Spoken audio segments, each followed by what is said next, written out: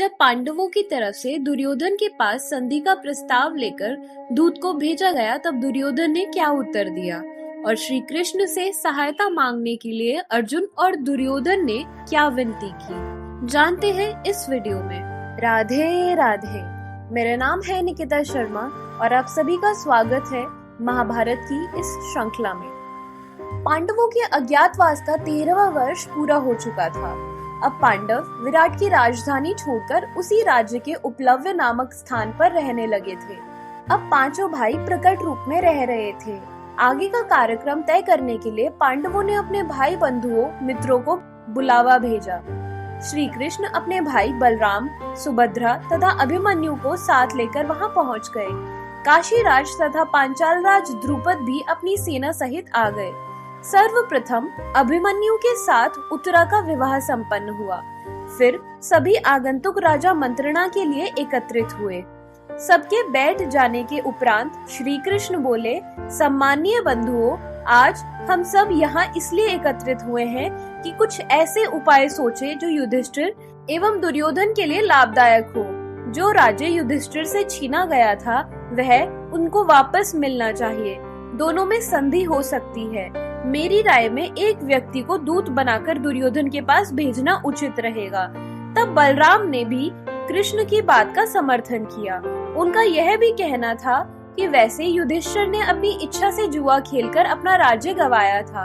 उनकी इस बात का सात्यकी ने विरोध किया। उन्होंने कहा, बलराम की बात मुझे न्यायोचित नहीं लगती। युधिष्ठिर को जुआ खेलने पर विवश किया गया था। मेरी राय में दुर्योधन युद्ध के बिना मानेगा नहीं।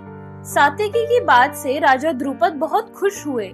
उसने भी किसी सुयोग्य व्यक्ति को दूत बनाकर भेजने की सलाह दी। अब श्री कृष्ण बोले, सज्जनों, पांचाल राज ने जो सलाह दी है वह बिल्कुल ठीक है। हम यहाँ किसी का पक्षपात करने नहीं बल्कि उत्तरा के विवाह में शामिल होने आए हैं। राजा द्रुपद सभी राजाओं में श्रेष्ठ एवं बुद्धिमान है। धृतराष्ट्र भी इनका सम्मान करते हैं। द्रोण और कृपाचार्य उनके बचपन के साथी हैं।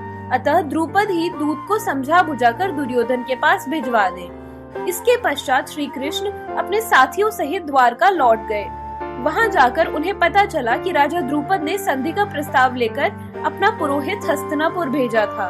उसे दुर्योधन ने उत्तर दिया, राज्य की बात तो दूर, मैं सुई की नोक के बराबर भूमि देने को भी तैयार नहीं हूँ। युधिष्ठिर आदि युद्ध की तैयारियां करने में लग गए।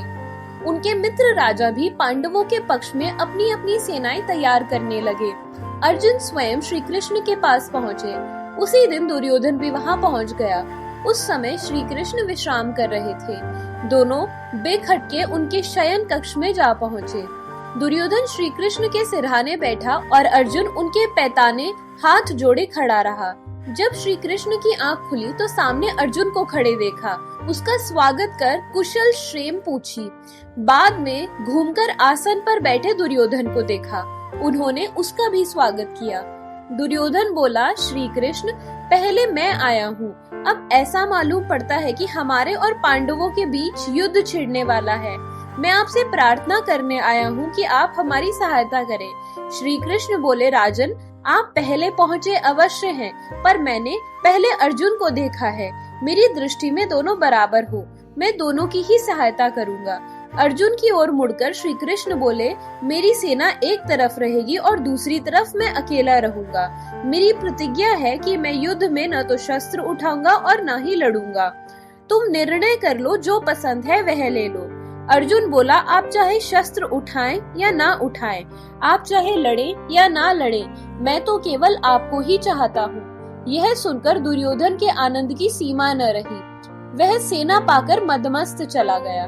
श्री कृष्ण ने अर्जुन से उसके चयन का कारण पूछा तो अर्जुन ने बताया, आप में वह शक्ति है कि जिससे आप अकेले ही तमाम राजाओं से लड़कर उन्हें कुचल सकते हैं। अर्जुन की बात सुनकर श्री कृष्ण मुस्कुराए। युद्ध में श्री कृष्ण अर्जुन के सारथी बने और पार्थ सारथी की पदवी प्राप्त की। मद्र देश के राजा शल्य नकुल सहदेव की मां माद्री के भाई थे। वे पांडवों की सहायता करने के लिए उपलव्य की ओर रवाना हो गए। जब दुर्योधन ने सुना तो उसने शल्य को अपनी ओर करने का विचार किया।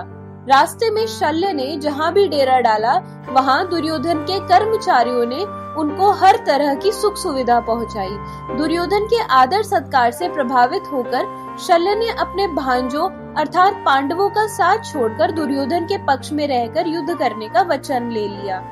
बाद में वह पछताया तो युधिष्ठिर ने उन्हें समझाते हुए कहा, मामा जी, अवसर आने पर कर्ण आपको अपना सारथी बनाकर अर्जुन का वध करने का प्रयत्न करेगा, तब आप अर्जुन की रक्षा का प्रयत्न कर सकते हैं। शल्य ने दिलासा देते हुए कहा, जीत उन्हीं की होती है जो धैर्य से काम लेते हैं। कर्ण और दुर्योधन की बुद्धि मारी गई है, उनका निश्चय ही सर्वनाश होगा। अगर आपको हमारी महाभारत की ये श्रृंखला पसंद आ रही है तो हमारे साथ जुड़े रहिए और अपना प्यार देते रहिए। मिलते हैं अगली वीडियो में।